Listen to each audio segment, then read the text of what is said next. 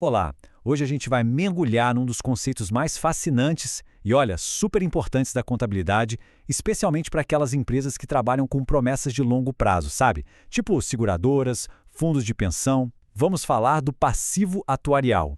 Esta aula trata do assunto passivo atuarial e suas mensurações, ministrado pelo professor Dr. Francisco Lorentz. Ok? Então vamos direto ao ponto e entender como é que se transforma a incerteza do futuro em números bem concretos no presente. Bom, o nosso caminho hoje é bem claro. A gente começa entendendo o problema, que é a incerteza. Depois, a gente define a ferramenta para lidar com isso, vê como ela é calculada, como isso aparece lá nos livros contábeis e, por fim, por que tudo isso é tão estratégico para a gestão de uma empresa. Então, vamos começar pelo começo. O grande desafio.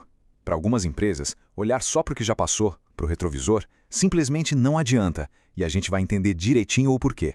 Parem para pensar um pouco. Seguradoras e planos de previdência, no fundo, o que eles fazem é comprar risco. Eles recebem dinheiro hoje, agora, com a promessa de pagar um benefício lá na frente, daqui a muitos anos. A pergunta de $1 milhão é: como garantir que essa grana vai estar lá quando for preciso? Esse é o nó da questão.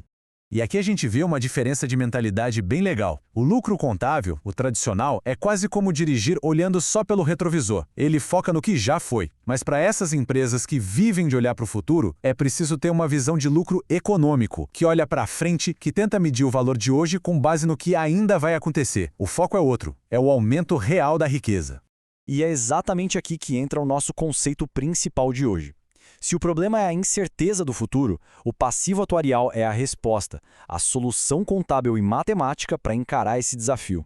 Vamos destrinchar essa definição. Passivo, ok, todo mundo aqui já sabe o que é, uma obrigação. Agora, a parte atuarial, é aí que está o pulo do gato. Significa que essa obrigação é medida com base em muita matemática e estatística. Em resumo, a gente está trazendo uma dívida que só vai vencer lá no futuro para o valor de hoje usando ciência de dados para isso. Olha, essa analogia é perfeita, é a melhor forma de pensar nisso. O passivo atuarial é literalmente uma ponte que conecta uma promessa, algo meio abstrato que talvez só aconteça daqui a 30 anos, com um número bem concreto que precisa estar lá no balanço da empresa hoje. Certo, o conceito está claro, mas como é que se chega nesse número na prática? Como essa mágica toda acontece? Vamos ver os bastidores desse cálculo. E não é um cálculo de padaria não. O profissional que faz isso, o atuário, precisa ser um pouco de tudo. Demógrafo, economista e, claro, um matemático de mão cheia. Ele vai analisar tábuas de mortalidade, projetar taxas de juros, pensar na inflação. É uma mistura bem complexa de variáveis para chegar numa estimativa que seja confiável. E essas imagens mostram de um jeito bem claro as duas grandes fases de um plano de previdência. Primeiro, a fase de acumulação, quando o dinheiro está entrando.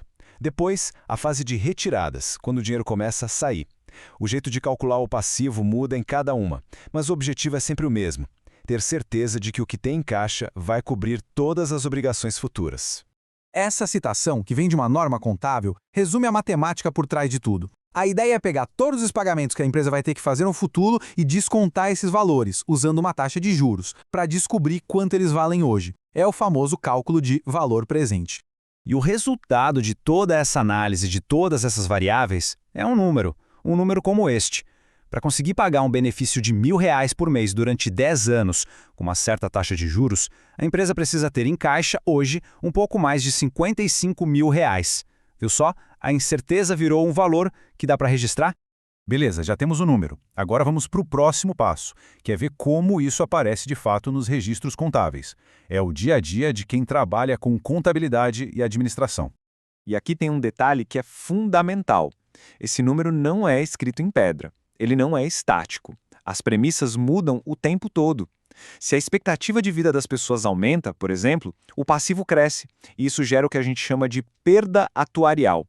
Se os juros sobem muito e diminui o valor presente, aí temos um ganho atuarial.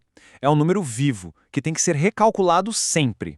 Para quem é da área contábil, aqui está o lançamento. Se o passivo aumentou, digamos, em R$ 500, o que a gente faz? Debita numa conta de resultado, que afeta o lucro, e credita na conta do passivo lá no balanço, aumentando a sua obrigação. Simples e direto. Para fechar, vamos amarrar todas as pontas. Afinal, por que ter todo esse trabalho para calcular esse número? Qual é o impacto disso para a estratégia da empresa? Então, resumindo, o ponto principal é este. Primeiro, medir o passivo atuarial direitinho, garante a solvência da empresa, ou seja, a capacidade dela de pagar o que deve. Segundo, ajuda a tomar decisões cruciais, tipo definir o preço de um seguro. E terceiro, dá transparência, mostra para todo mundo o tamanho real das promessas que aquela empresa fez. E para terminar, fica aqui uma provocação. O passivo atuarial é uma ferramenta poderosíssima para a gente tentar quantificar o futuro, sem dúvida. Mas num mundo que muda o tempo todo, tão rápido, qual é o limite real dessa previsão? Até onde a gente consegue de verdade enxergar o futuro através dos números? Fica aí a reflexão.